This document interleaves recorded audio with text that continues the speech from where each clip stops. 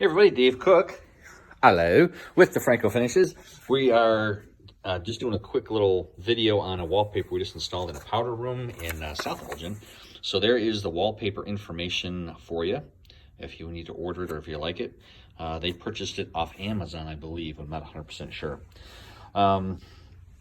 We sized the walls with Roman 977. We tinted it to this gray, so just in case there was no seaming issues of coloration coming through.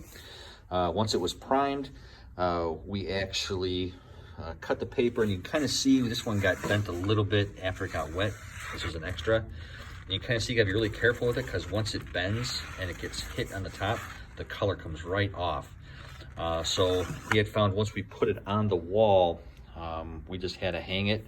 So it was a matter of holding it from this side, holding it from that side, letting it drop down the wall, and then we just used our hands to go smooth it on the wall to get it flat, and then we used a really soft sweep, and then once the sweep was on there, then we used the actual smoothie to kind of rake it down and get all the air bubbles out.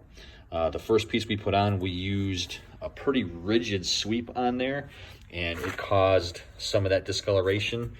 And then we just used a sweep real quick, and we put the smoothie on there. Holy cow, it took all the color off. So we had huge areas of lines where it just took the color off, where there was a little bit of an air bubble, and that air bubble just immediately wrinkled, and the color came right off. So it was a good thing it was a test piece. We figured it out pretty early. So if you have questions, again, you can give us a call to Franco Finishes, to Franco Painting and Wallpaper. We just changed our name, and we'll be happy to help you answer your questions and help you love the space you're in.